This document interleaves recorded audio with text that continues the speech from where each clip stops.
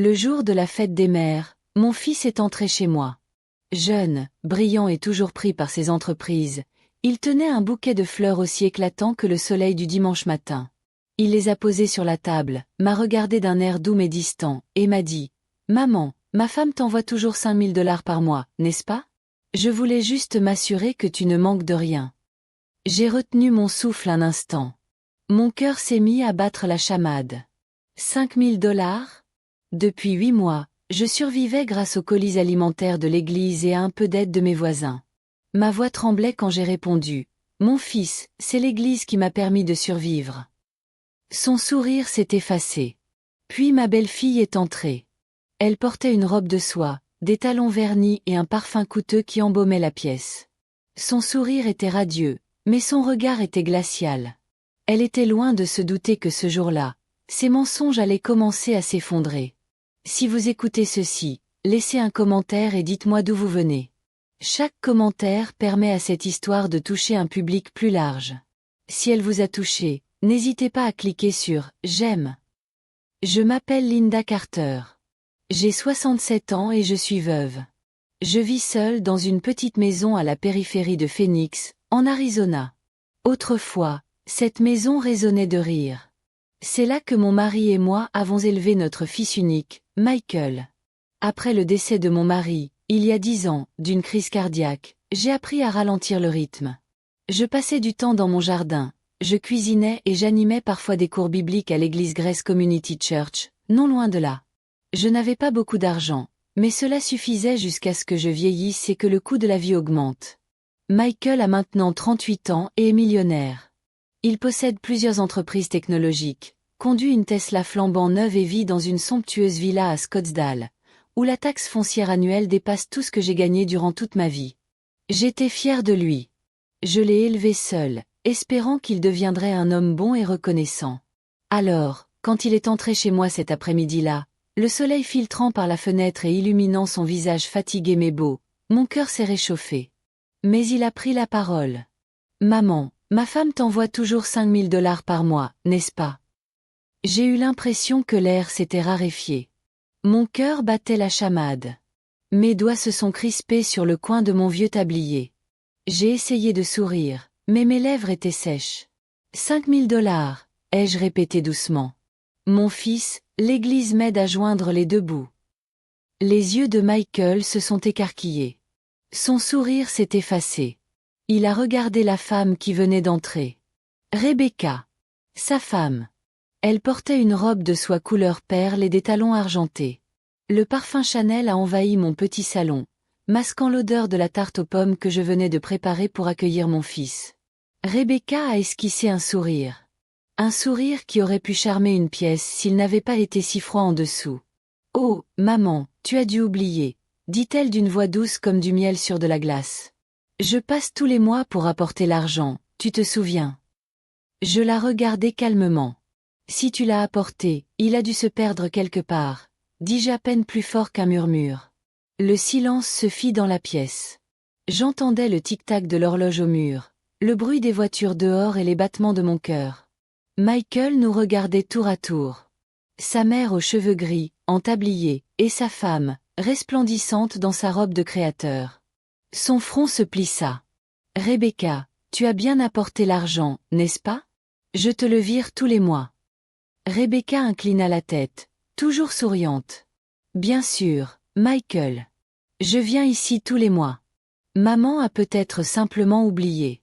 Tu sais, la vieillesse. La mémoire n'est plus ce qu'elle était. » Ces mots étaient doux, mais ils me frappèrent de plein fouet. La vieillesse. J'avais entendu cette expression bien trop souvent depuis la mort de mon mari. On y recourait quand on pensait qu'une vieille veuve était condamnée à dépérir. Mais je connaissais ma mémoire. Je me souvenais de chaque facture, de chaque prière, de chaque visage à l'église. Et je savais, sans l'ombre d'un doute, que Rebecca ne m'avait jamais donné un sou. J'ai hoché légèrement la tête et je suis restée silencieuse. Certaines disputes ne sont pas faites pour être déclenchées immédiatement. Il faut d'abord les observer. Michael se leva, s'approcha et posa une main sur mon épaule. « Maman, c'est sûrement juste une erreur. Je vais vérifier les comptes. » Je veux juste que tu vives tranquille, sans t'inquiéter. Je souris légèrement, mais quelque chose s'éveilla en moi. Une tempête silencieuse de suspicion et de détermination. Je n'ajoutai rien. Je débarrassai simplement la table et lui versai un verre de jus d'orange. Tandis que Michael s'asseyait, Rebecca se glissa gracieusement à ses côtés et posa une main sur son épaule. Son regard me parcourut, froid et dédaigneux. Le regard de quelqu'un qui pense que l'argent peut tout acheter. L'air de la pièce se refroidit. Malgré le soleil éclatant dehors, un frisson me parcourut l'échine. Rebecca jeta un coup d'œil autour de la pièce. Son regard s'attarda sur les vieux cadres photos accrochés au mur. Michael, petit garçon aux cheveux blonds, aux yeux brillants et au sourire insouciant. Elle expira doucement. « Tu as si bien tenu la maison, maman, même à ton âge. » Je souris légèrement. Vieille, oui. Mais pas au point d'oublier qui franchit ma porte. Michael me regarda, mal à l'aise. Maman, voyons. C'est la fête des mères. Ne t'énerve pas. Je veux juste que tu sois heureux, mon fils, dis-je, les yeux toujours rivés sur Rebecca. Moi aussi. Mais le bonheur ne vient pas de ce que les gens disent avoir fait pour toi. Il vient de ce qu'ils ont réellement fait. Michael se figea. Le sourire de Rebecca se crispa, puis disparut complètement. Après leur départ, je restai assise seule dans le salon. La lumière du soleil filtrait à travers les rideaux et se répandait sur la vieille table en bois. 5 000 $ par mois. 8 mois. 40 000 $. Cet argent aurait pu réparer mon toit qui fuyait, remplacer mon réfrigérateur cassé et me permettre de vivre mes dernières années confortablement. Au lieu de cela, je comptais les conserves de soupe du garde-manger de l'église et remerciais Dieu pour chaque miche de pain donnée. Je portais une main à ma poitrine. Non pas par colère, mais à cause d'une profonde douleur qui montait en moi. Une douleur silencieuse, viscérale. Ce soir-là, j'ai ouvert mon vieux carnet où j'écrivais mes listes de courses et mes prières. Mais cette fois, j'ai écrit autre chose. Trouver la vérité. Et en dessous, ne te fie pas aux fausses larmes. J'ai refermé le carnet et j'ai pris une grande inspiration. Je n'étais pas faible. J'avais survécu à la perte, à la solitude et aux épreuves. Et je survivrais à ça aussi.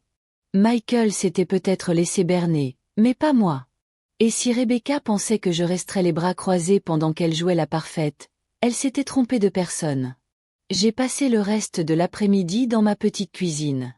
La lumière du soleil filtrait à travers les rideaux, traçant de longs rayons dorés sur le sol. Le thé au jasmin sur la table avait refroidi, mais je suis restée assise, les yeux rivés sur mon vieux téléphone. Je me suis demandé, et si je me trompais? La banque avait peut-être fait une erreur. Rebecca avait peut-être envoyé l'argent par la poste. Ou peut-être, dans un rare moment de confusion, avais-je tout simplement oublié? Non. Je connaissais chaque détail. Chaque petit cadeau que j'avais reçu. Il n'y avait eu ni lettre, ni enveloppe, ni argent de Michael. Ce soir-là, j'ai ressorti mon vieux livre de comptes. Celui que je conservais depuis l'époque où j'étais trésorière du comité des femmes de l'église. J'ai feuilleté les pages. Chaque ligne était précise. 12 $ pour des médicaments contre l'hypertension. 24 $ pour les factures. 10 $ pour les repas communautaires à l'église Grace Community. Chaque dépense était soigneusement enregistrée. Aucune mention d'un quelconque virement de Michael Carter. Rien. Le lendemain matin, je suis allée à la Desert Valley Community Bank où j'avais encore un petit compte d'épargne. Je me suis assise en face d'une jeune guichetière nommée Sarah et je lui ai tendu mon livret d'épargne. Veuillez vérifier s'il y a eu des virements de Michael Carter. Il prétend m'envoyer 5 000 $ par mois depuis 8 mois. Sarah parut surprise. Elle tapa quelques lignes, puis secoua doucement la tête. Je suis désolée, Madame Carter. Il n'y a rien. La seule activité enregistrée est un paiement d'intérêt de 1,35 $ en février. J'acquiesçai, la remerciai et me levai. Dehors, le vent matinal de l'Arizona caressait mes cheveux gris. Je restai plantée sur le trottoir, le cœur lourd. Aucun virement. Aucune enveloppe. Aucune lettre. Rien. Pendant 8 mois, j'avais découpé des coupons dans le journal local, acheter de la soupe en conserve au lieu de légumes frais et remercier Dieu en silence chaque fois que l'église livrait à manger. J'avais l'habitude de manger seule, de compter ma monnaie avant d'aller faire les courses. Mais jamais, pas une seule fois, je n'avais imaginé que derrière le silence de mon fils se cachait un mensonge. Je rentrais chez moi, posais mon sac et restais assise, immobile. Le tic-tac de l'horloge murale emplissait la maison. Le cadeau de mariage que mon mari m'avait offert 40 ans plus tôt. Chaque aiguille des minutes, se déplaçant lentement, semblait murmurer « La vérité finira par éclater ». Cet après-midi-là, je me rendis à l'église Grace Community Church comme d'habitude. Le pasteur Williams, qui me connaissait depuis plus de 20 ans, me vit assise tranquillement au dernier rang après l'office. Il s'approcha, d'une voix douce. « Madame Carter, tout va bien?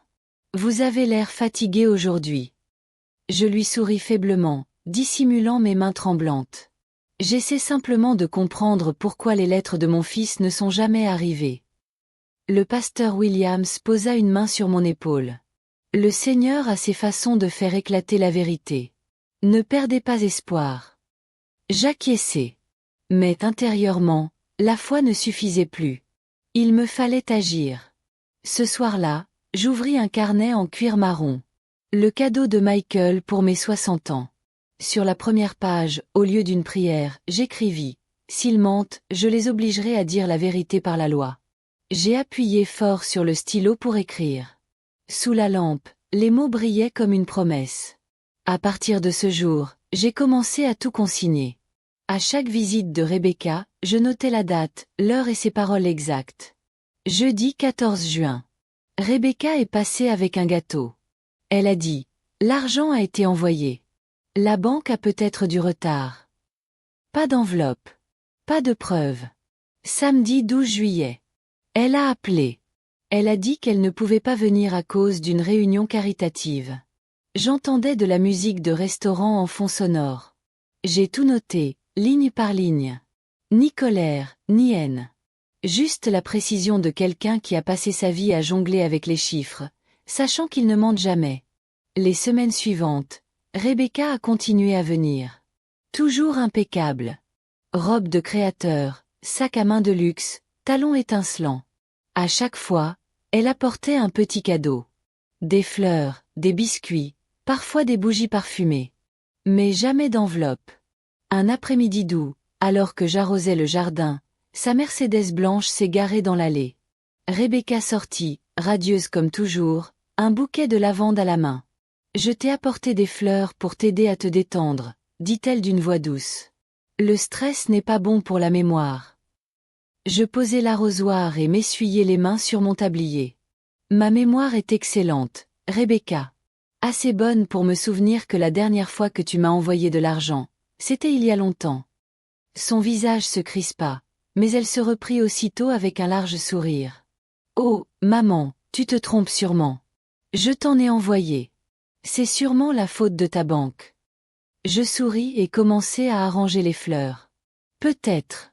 Mais j'ai déjà demandé à la banque. Ils m'ont dit que je n'avais rien reçu depuis 8 mois. Silence. Même les moineaux sur la clôture cessèrent de chanter. Rebecca joua nerveusement avec son collier. « Je vais revérifier », dit-elle rapidement, puis elle se dépêcha de retourner à sa voiture, laissant derrière elle un parfum précieux. Je suis resté là, à regarder la voiture disparaître, un mélange d'amertume et de lucidité m'envahissant. Elle avait menti. Et maintenant, elle savait que je le savais. Ce soir-là, j'ai écrit « Rebecca, 22 août. » Mensonge. Nerveuse. Parti tôt. Chaque ligne était comme un coup de marteau sur ma blessure intérieure. Je n'étais plus la mère fragile priant en silence. J'étais Linda Carter, la femme qui avait survécu à la perte, aux dettes et aux promesses non tenues. Et je survivrais une fois de plus pour reconquérir la vérité. Dans les semaines qui suivirent, je contactai la banque de Michael, prétextant me renseigner sur des transferts de dons familiaux. Il ne pouvait divulguer d'informations confidentielles, mais un employé bienveillant laissa entendre. Si des fonds ont été transférés, ils ont forcément été déposés sur un compte à votre nom.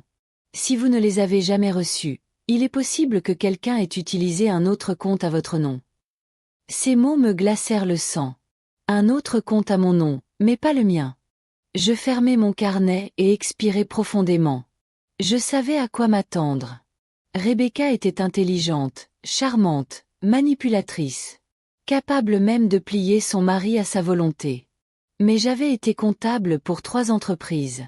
J'avais géré des milliers de dollars sans en perdre un centime.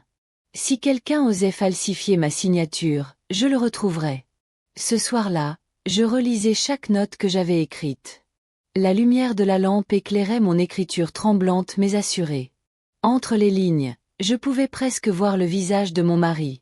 Il disait souvent, « Linda, si quelqu'un te sous-estime, ne crie pas. Laisse-le plutôt entendre la vérité. » J'ai refermé le carnet, envahi par un étrange calme. Le lendemain matin, je suis retourné à l'église avec une petite enveloppe contenant des copies de mes notes. Je l'ai tendue au pasteur Williams et lui ai dit doucement, « Pasteur, si un jour je ne peux plus venir à l'office, gardez ceci précieusement pour moi. » Il avait l'air inquiet. « Linda, que fais-tu » J'ai souri doucement mais fermement. Je me prépare simplement à ce que la vérité éclate. En rentrant chez moi, j'avais le cœur léger, comme si un poids invisible venait de s'envoler. Je savais que le chemin serait long. Il y aurait des larmes, de la douleur et des trahisons. Mais je n'avais plus peur. Je récupérerais les 5000 dollars qu'il m'avait pris. Et surtout, je regagnerais le respect qu'il pensait que j'avais perdu avec l'âge. Alors que le soleil se couchait derrière les vieux chênes, j'étais assise sur ma véranda, le regard perdu dans l'horizon rougeoyant. Dans cette lumière dorée, j'ai murmuré, « Rebecca, tu t'es trompée de personne. Et cette vieille mère a encore quelques leçons à t'apprendre. » J'ai esquissé un sourire, fermé mon carnet et écrit une dernière ligne au bas de la page. Le premier pas vers la justice, c'est la mémoire. Et dans le crépuscule de l'Arizona, je savais que mon combat ne faisait que commencer. Ce matin-là, l'air était plus chaud que d'habitude. Le vent portait le parfum de l'herbe sèche et du jasmin de la vigne que j'avais planté derrière la véranda. J'étais en train de tailler mes buissons de lavande quand j'ai entendu le ronronnement grave et régulier d'un moteur de voiture de luxe qui approchait. Le crissement des pneus sur l'allée de gravier m'a fait un petit pincement au cœur. Une Lexus argentée flambant neuve s'est arrêtée devant le portail, sa peinture polie brillant d'un éclat si intense que j'ai dû plisser les yeux. La portière s'est ouverte et Rebecca en est sortie, resplendissante, comme si elle sortait tout droit d'un magazine de mode. Elle portait une robe en lin crème, des lunettes de soleil surdimensionnées et des talons aiguilles brillants comme des miroirs. Dans sa main droite, elle tenait un grand panier cadeau orné d'un ruban doré. Elle sourit, sa voix douce comme du miel, teintée d'une fermeté métallique. « Maman, je t'ai apporté quelque chose. » Michael était en réunion toute la matinée, alors je suis venue à sa place. Je m'essuyai les mains sur mon tablier et la regardai monter les marches du perron. Quelle délicate attention! Vous devez être bien occupés, tous les deux, dis-je doucement, sans sourire. Le regard de Rebecca erra sur le jardin tandis qu'elle expirait. Oh là là, ton jardin est toujours aussi beau. Je ne sais pas comment tu fais pour t'en occuper toute seule. Avec ses mains et un peu de patience, répondis-je en enfonçant mes ciseaux dans la terre. Un instant plus tard, elle déposa le panier sur la table de la terrasse. Des biscuits raffinés, un pot de marmelade d'orange et une petite bouteille de vin, le tout soigneusement emballé, mais sans la moindre chaleur. Je connaissais ce genre de cadeau, cher, joli, et vide. Je m'assis sur la chaise en bois, me versai 2 verres de thé glacé et la regardai droit dans les yeux. « Rebecca, dis-moi, où est l'argent de ce mois-ci? Les 5000 dollars que tu avais promis d'apporter. » Un bref instant, son sourire se figea, à peine perceptible, comme un nuage passager. Puis elle rit, un rire sec et creux, comme du verre qui s'entrechoque. « Oh, maman, je l'ai sûrement laissé dans la voiture. » Sa voix monta légèrement tandis qu'elle tripotait son verre de thé sans y toucher. Je jetai un coup d'œil vers l'allée où la Lexus brillait au soleil. Le reflet sur le capot soulignait chaque courbe lisse de la voiture. Un véhicule flambant neuf avec des plaques d'immatriculation provisoire. Un achat récent, de toute évidence. Je souris lentement. Belle voiture, Rebecca. Elle a dû coûter cher. Elle haussa les épaules, son rire nerveux. Oh, pas vraiment, maman. J'ai juste changé pour plus de praticité. Mon travail en boutique exige une image professionnelle.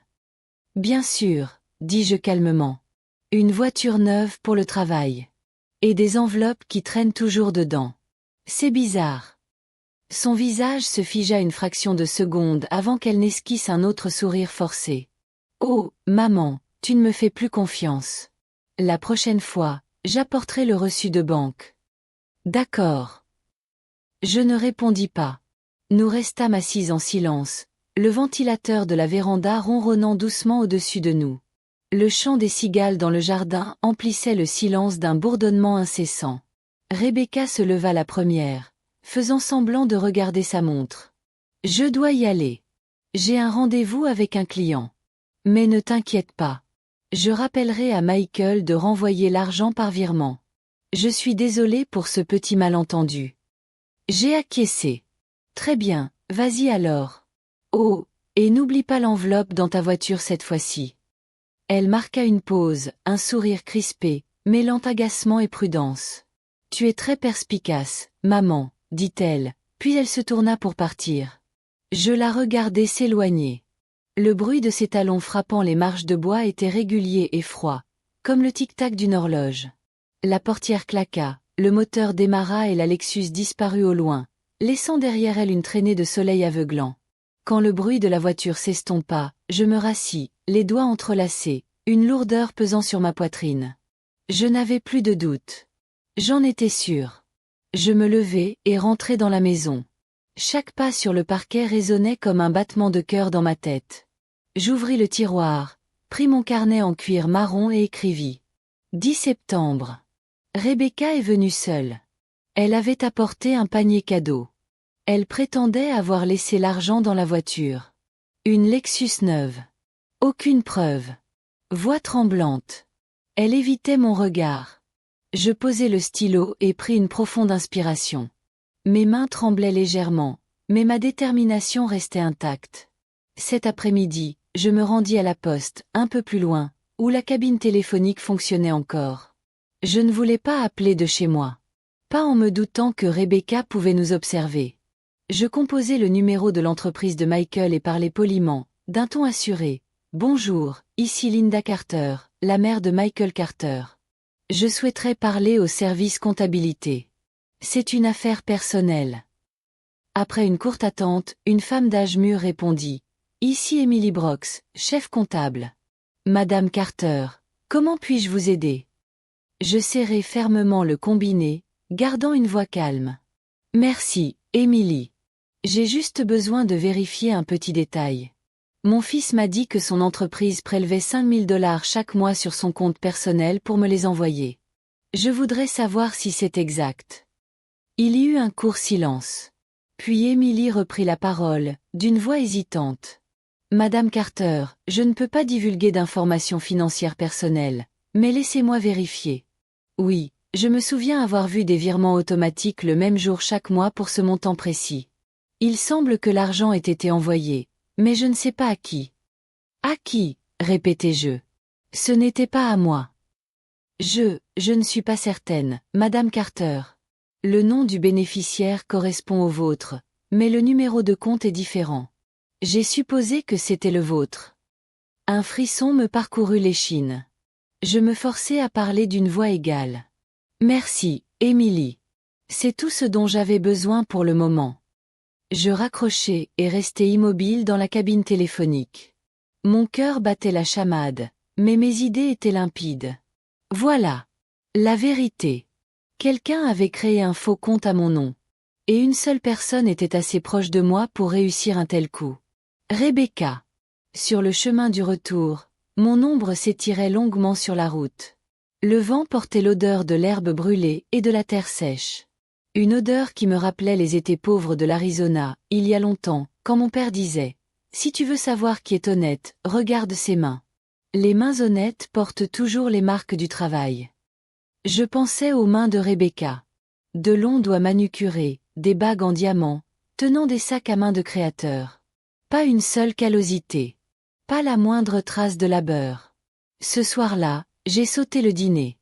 Je me suis préparé une tasse de thé à la menthe et je me suis assis à la table de la cuisine sous la douce lumière jaune. La maison était si silencieuse que j'entendais les dernières cigales s'évanouir dans la nuit.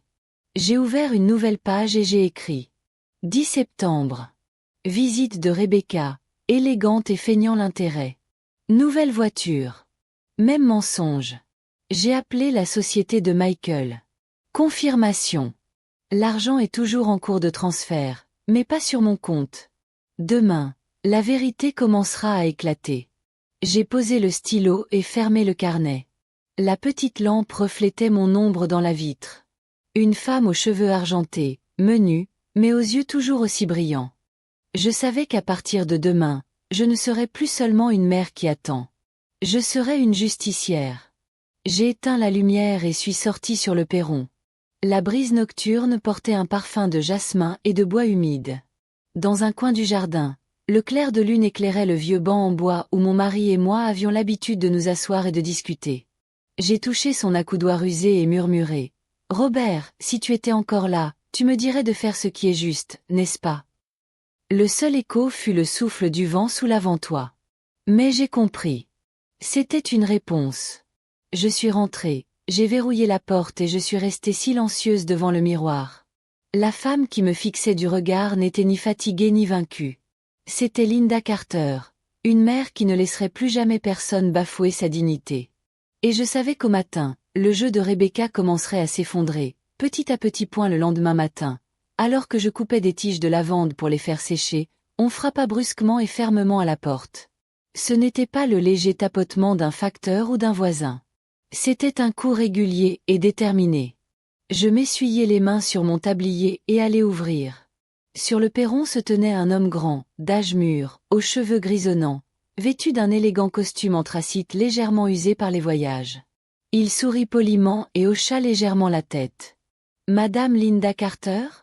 Je suis Gregory Walsh, chef comptable de l'entreprise de votre fils, Carter et associé. » Je plissai légèrement les yeux. « Vous êtes Gregory Walsh ? Je ne connais qu'Emily, la comptable à qui j'ai parlé au téléphone. » Il acquiesça. « Oui, Emily est mon assistante. Elle m'a parlé de votre appel d'hier, et j'ai pensé que vous devriez peut-être savoir certaines choses. » Sa voix était calme mais grave, teintée de regret. Je l'invitai à entrer et lui versai un verre d'eau. La lumière du matin inondait la pièce, soulignant les rides de son visage. Le regard d'un homme qui en avait vu plus qu'il ne l'aurait souhaité. Il posa sa mallette en cuir sur la table et l'ouvrit. À l'intérieur, un épais dossier, soigneusement agrafé et classé. Je vis des caractères imprimés nets, des rangées de chiffres. Le langage familier de la comptabilité. Mon univers pendant 30 ans avant la retraite. Il fit glisser le dossier vers moi et parla lentement. Voici les copies de 8 virements. Chacun d'un montant de $5 000. $40 000 au total. Bénéficiaire. Un compte au nom de Rebecca Carter. J'eus l'impression qu'on me versait un seau d'eau glacée sur la tête. Mes mains tremblaient tandis que je feuilletais chaque page. Les documents étaient clairs. Expéditeur. Michael Carter. Bénéficiaire. Rebecca Carter. Vérifié par la banque. Même date chaque mois. Régulièrement régulier pendant 8 mois. Je levai les yeux, la voix rauque. Monsieur Walsh, qui a ouvert ce compte? Il soupira, retira ses lunettes et les essuya avec un chiffon. Votre belle-fille, Madame Carter. Chaque document relatif au sous-compte porte sa signature et une autorisation signée de Michael. Je me suis figé. Une autorisation? Vous voulez dire que Michael lui a donné la permission d'utiliser mon nom? Il a hoché la tête. Il n'a probablement pas lu les formulaires attentivement. Elle a présenté une copie de votre pièce d'identité, que je soupçonne d'être un faux. Très sophistiqué. Le système l'a automatiquement enregistré comme votre compte, même si la bénéficiaire était elle. J'ai porté une main à mon front, la pièce tournant légèrement. Ce n'était pas seulement une trahison. C'était une humiliation. Pendant 8 mois, Rebecca avait utilisé mon nom, le nom d'une mère, pour détourner de l'argent de mon propre fils. J'ai demandé doucement, « Et Michael? Il n'est pas au courant ?» Gregory a hésité avant de répondre. « Honnêtement, je ne pense pas. Michael est un homme travailleur, mais il fait trop facilement confiance aux gens. Il laisse Rebecca s'occuper de la plupart des formalités administratives. » Il a marqué une pause et m'a regardé. Elle utilise aussi la carte de crédit de l'entreprise pour ses dépenses personnelles. Je le fixai du regard. La carte de l'entreprise. Oui. La carte de crédit professionnel de Carter & Associates. Censée servir aux réceptions des clients et aux frais professionnels. Mais récemment, nous avons constaté des dépenses irrégulières, soins en spa, bijoux, vêtements, et même des vols en première classe pour New York. Plus de 30 000 $ en seulement 3 mois. Je restai silencieuse. Les mots « spa »,« bijoux »,« vol » résonnaient dans ma tête comme un marteau frappant du métal. Je me tournai vers la fenêtre.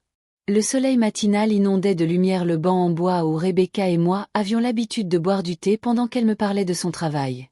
Je me souvenais de sa voix ce jour-là. « Maman, Michael est tellement occupé.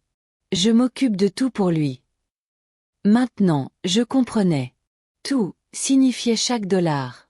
Je me retournai vers Gregory, la voix rauque mais ferme. « Monsieur Walsh, si je veux révéler cette affaire, m'aiderez-vous » Il soutint mon regard, ses yeux gris bleu fixes. « Madame Carter, je crois en la justice. Mais je crois aussi aux preuves.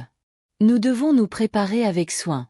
Sinon, elle déformera les faits et montera Michael contre vous. Rebecca est une adversaire redoutable. » J'acquiesçai. Je sais. Je l'ai déjà vu faire. Sourire en mentant. Gregory esquissa un sourire sombre et forcé. « Je vais vous aider. Mais laissez-moi le temps de rassembler tous les documents. Je dois consulter l'historique de toutes les transactions, les documents connexes et obtenir une confirmation écrite de la banque attestant que ce compte n'est pas le vôtre. Cela prendra quelques jours, mais je vous promets que nous découvrirons la vérité. » Je le regardai.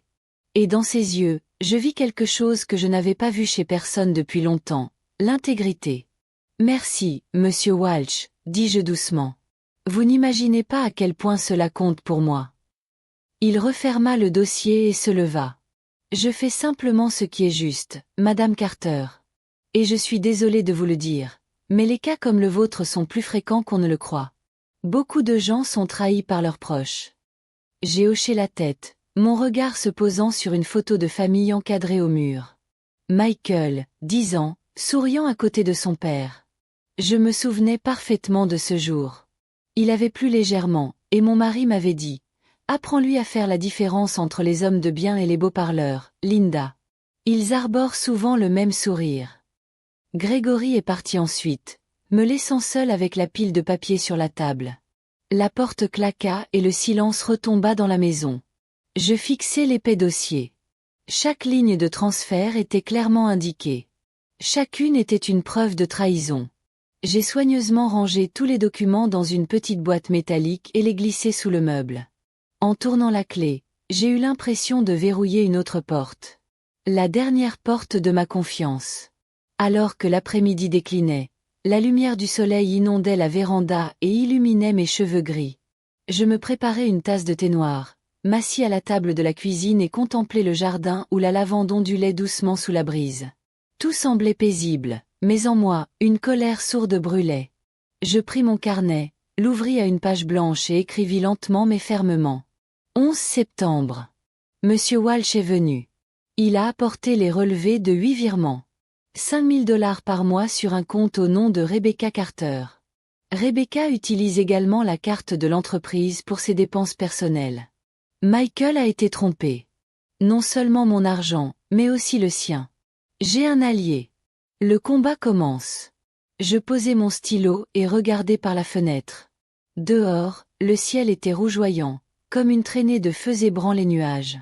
D'une voix basse et posée, je dis « Rebecca, tu as oublié que j'ai travaillé comme comptable pendant 40 ans. Je sais démasquer les mensonges et les chiffres.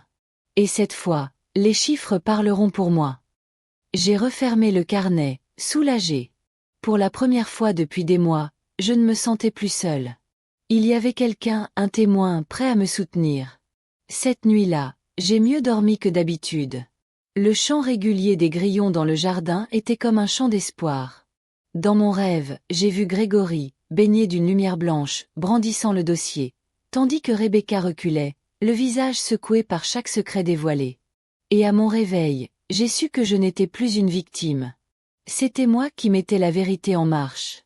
3 jours plus tard, avec tous les faits clairement alignés dans ma tête, j'ai décidé d'agir. J'ai appelé Michael. Et la voix de mon fils était chaleureuse et familière, mais j'y ai perçu une pointe de fatigue. Maman, je suis désolée. J'ai été débordée ces derniers temps.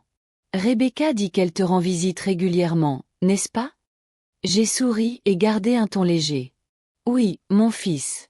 Rebecca est très attentionnée. Je pensais vous inviter tous les deux à dîner dimanche. Cela fait longtemps que nous n'avons pas partagé un vrai repas ensemble.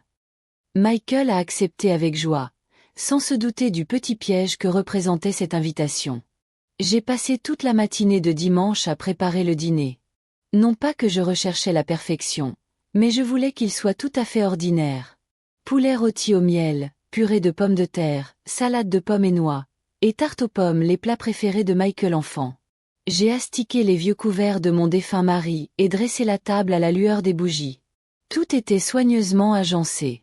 Chaleureux, sincère, juste ce qu'il fallait pour qu'une menteuse baisse sa garde.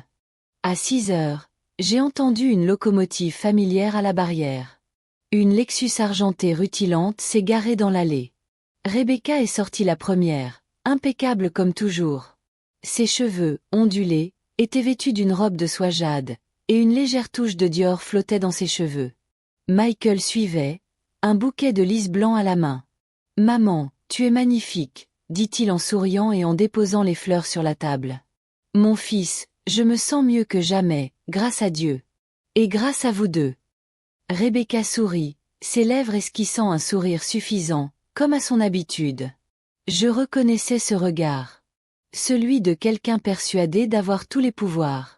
J'ai servi du vin et du thé, et nous avons bavardé du temps qu'il faisait, de la lavande et des nouveaux voisins. Tout se déroulait comme si aucun doute n'avait jamais plané sur cette maison. J'ai laissé la pièce se réchauffer. La laissé se détendre. Quand le plat principal fut servi, j'ai levé les yeux et souri. Je vous suis vraiment reconnaissante à tous les deux, surtout pour les $5000 de ce mois-ci. Rebecca marqua une brève pause, puis afficha un large sourire et prit une gorgée de vin. « Oh, maman, ne soyez pas si formelle. Je fais simplement ce que je dois faire. » J'acquiesçai d'un signe de tête, feignant la timidité. « Je suis ravie. Je viens d'acheter un nouveau chauffage. Il fait frais tôt en Arizona, et grâce à cet argent, je suis bien plus à l'aise. » Le sourire de Rebecca s'élargit, suffisant et satisfait. Elle inclina la tête vers Michael, comme pour dire « Tu vois, tout va bien. » Je l'observai lentement, puis demandai d'un ton désinvolte, comme si de rien n'était. « Oh, Rebecca, je suis juste curieuse. Quel jour envoies-tu l'argent d'habitude ?» Elle ne se prépara pas. Elle répondit instantanément, comme un réflexe. « Le 10. Tous les mois, maman. » J'acquiesçai légèrement. Mais avant que je puisse en dire plus, Michael prit la parole, un peu perplexe. « Attends, pas le 10, ma chérie.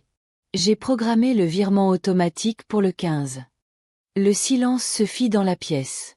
Vous entendez ce silence? Celui qui survient lorsqu'une menteuse tombe dans son propre piège?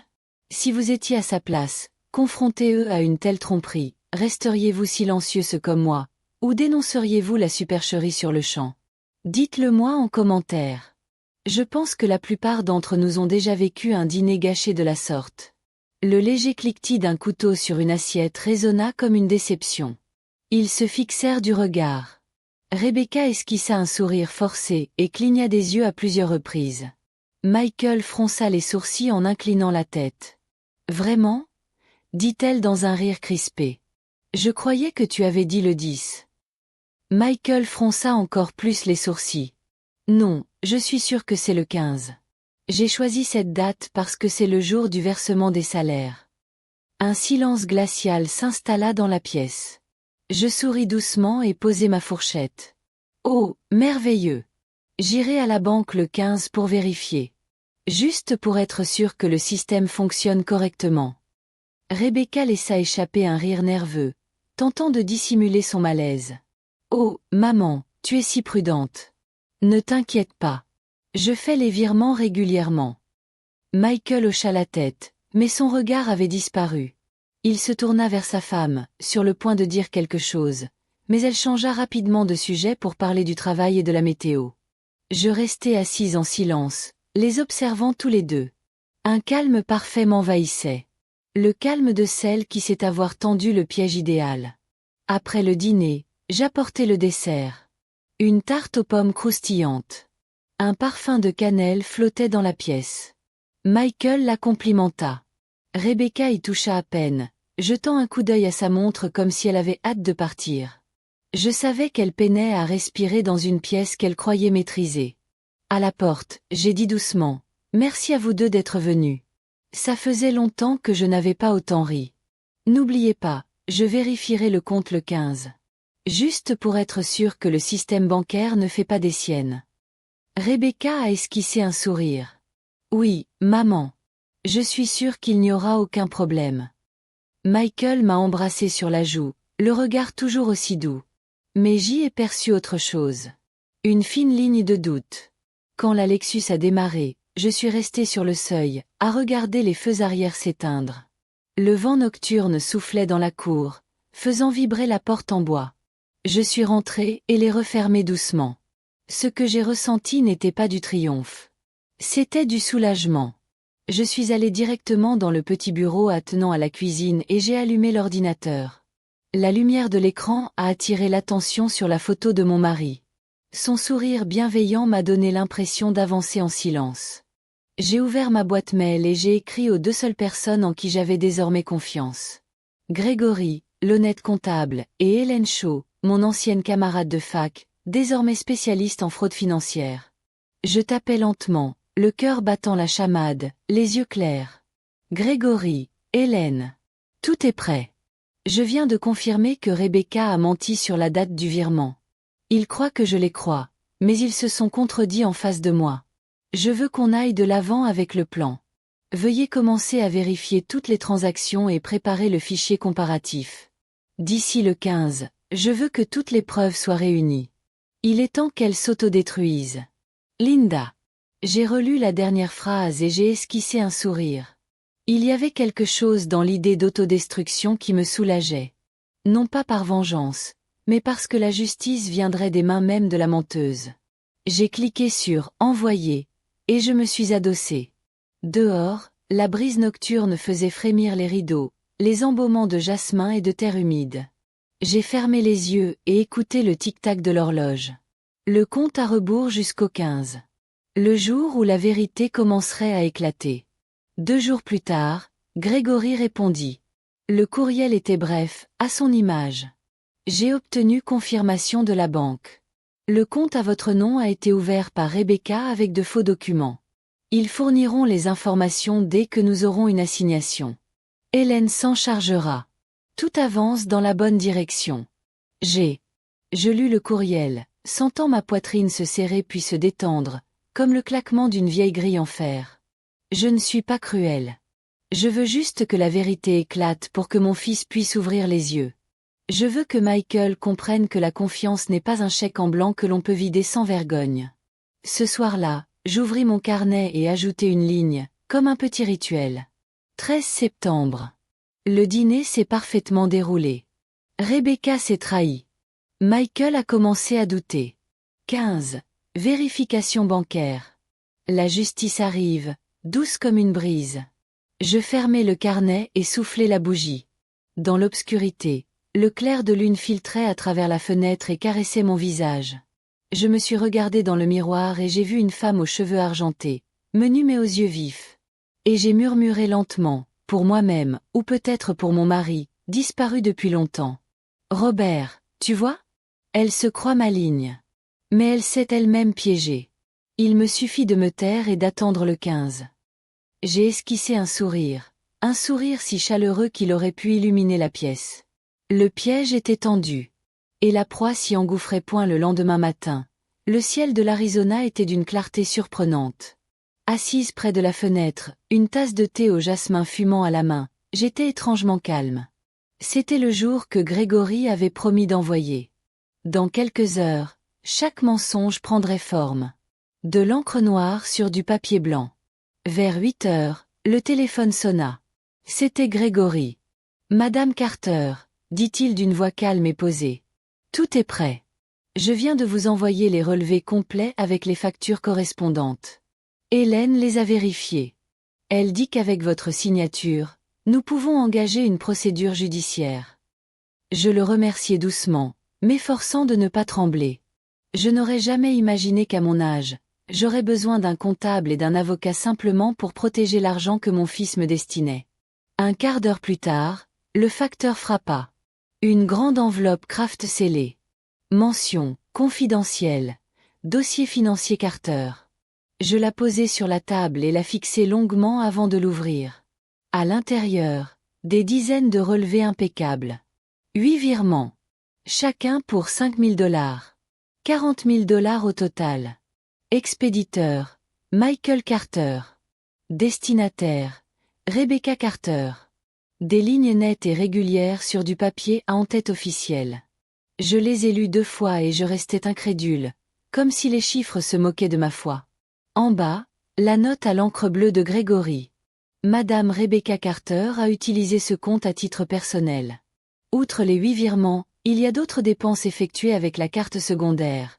Spa, shopping, voyage et location d'une nouvelle voiture. Total des dépenses sur 8 mois, $47 800. Je suis resté immobile. La lumière du matin filtrait à travers les persiennes et baignait les pages d'un or pâle. La couleur de la vérité. J'ai tourné la feuille suivante. Un reçu de spa à Tampa pour $1 200. Un voyage à Cabo pour 2 personnes, $3 600. L'achat d'une nouvelle Lexus avec un acompte de $15 000. Chaque reçu était un petit couteau. Je me souvenais d'elle entrant chez moi, parfumée et impeccable, les bras chargés de cadeaux, un doux sourire aux lèvres, disant « Maman, je veux juste que tu saches que je tiens à toi comme à ma propre fille. » Maintenant, je comprenais. Prendre soin de moi, c'était me vider de tout mon argent. Je restai assise un long moment. Je respirai profondément. Puis je pris mon carnet en cuir marron. Celui que j'appelle mon journal de justice. Sous la date, j'écrivis soigneusement, un mot clair à la fois. 17 septembre. Réception des dossiers de Grégory. 8 virements de $5 000, tous versés à Rebecca. Spa, voyage, nouvelle voiture. $47 800. Le prix de la confiance. Ma main tremblait. Non pas de peur, mais parce que j'étais sur le point de récupérer la dignité qui m'avait été volée. Cet après-midi-là, Hélène Shaw appela. Sa voix était ferme et précise, celle de quelqu'un qui a l'habitude des tribunaux. Linda, j'ai examiné tout ce que Grégory a envoyé. C'est irréfutable. C'est un cas d'école d'exploitation financière d'une personne âgée. On peut engager des poursuites pénales ou civiles. À toi de voir. Je fis une pause, puis répondis doucement. Pas encore. Je ne veux pas que le tribunal voie le dossier avant Michael. Il doit le constater de ses propres yeux. Ce n'est qu'alors que la justice aura un sens. Hélène resta silencieuse un instant, puis dit lentement, « Tu as raison. Il n'y a rien de plus douloureux pour un fils que de réaliser que sa femme a abusé de la confiance de sa mère. » J'acquiesçai. C'est pourquoi j'aimerais que le pasteur William Smead organise une petite soirée caritative. Un prétexte pour qu'il vienne. Hélène laissa échapper un petit rire entendu. Une soirée mise en scène pour faire éclater la vérité. Malin. Linda. Je demanderai à Grégory de condenser le dossier. Donne à Michael un bref résumé qu'il ne pourra pas ignorer. À la tombée de la nuit, je suis allé en voiture à l'église Grace Community Church. La lumière rouge du soir baignait les vieilles marches de pierre. Le pasteur Williams disposait des chaises en bois dans le hall. Après lui avoir expliqué mon projet, il réfléchit un instant, puis me sourit gentiment. Parfois, le Seigneur n'a pas besoin du tonnerre pour révéler le péché, Linda. Il a seulement besoin de la faible lueur de la vérité. Je lui serrai la main en signe de remerciement. Je veux juste que Michael voie cette lumière. Non pas par vengeance, mais pour qu'il cesse d'être aveugle. Sur le chemin du retour, je me suis arrêté à l'épicerie du coin pour acheter quelques provisions pour la soirée que j'avais préparée. Dehors, tout semblait paisible, rien ne laissait présager que dans quelques jours, le monde de Rebecca s'effondrerait. Ce soir-là, en rentrant, J'ai rouvert le dossier de Grégory. J'ai étalé tous les documents sur la table de la salle à manger. Relevés, reçus, preuves. Avec un stylo rouge, j'ai marqué les gros retraits, puis je les ai glissés dans une épaisse enveloppe beige. Sur le devant, j'ai écrit en lettres capitales.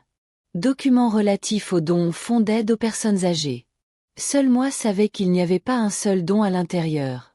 Juste de la culpabilité et du mensonge. Je suis restée assise à fixer les papiers pendant un long moment. Mes mains tremblaient. Non pas par peur de représailles, mais parce que je sentais mon cœur battre à nouveau fort après des mois d'engourdissement. Pendant si longtemps, j'avais cru n'être qu'une vieille veuve menant une vie simple, quelqu'un qui avait besoin d'être pris en charge. Mais en voyant cette pile de preuves, j'ai compris que je n'avais jamais été faible.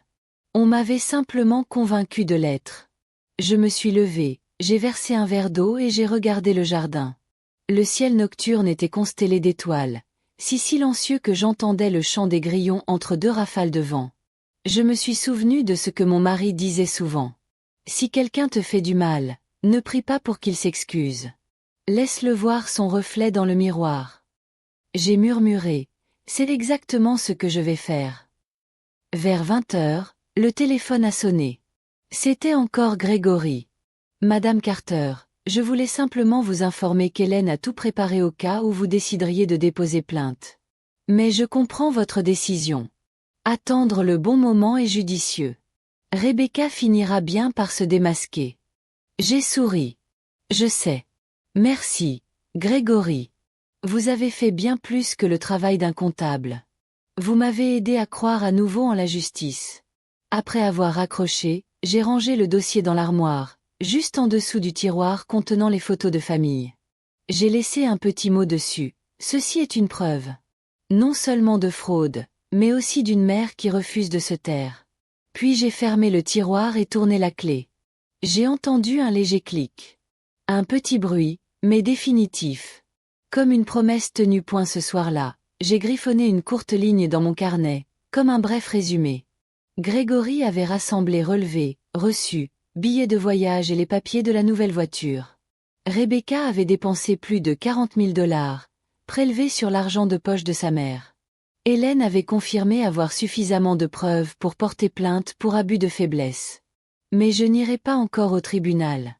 Mon fils doit d'abord voir tout ça. Le pasteur Williams m'aidera à organiser le faux dîner de charité. L'enveloppe sera posée au centre de la table. Mes mains tremblent, non pas de peur, mais parce que je suis sur le point de retrouver ma dignité. Cette nuit, je dormirai en paix. J'ai posé le stylo et expiré. La lampe de bureau projetait une douce lumière sur une vieille photo de famille.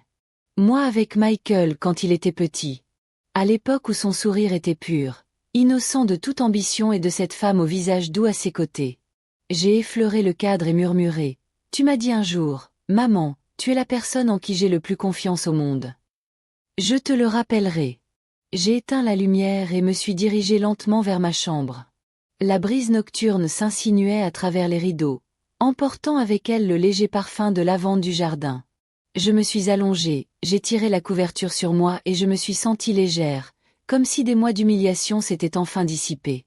Pour la première fois en 8 longs mois, j'ai dormi paisiblement. Non pas parce que Rebecca n'avait pas encore été punie, mais parce que je savais que la vérité était de mon côté.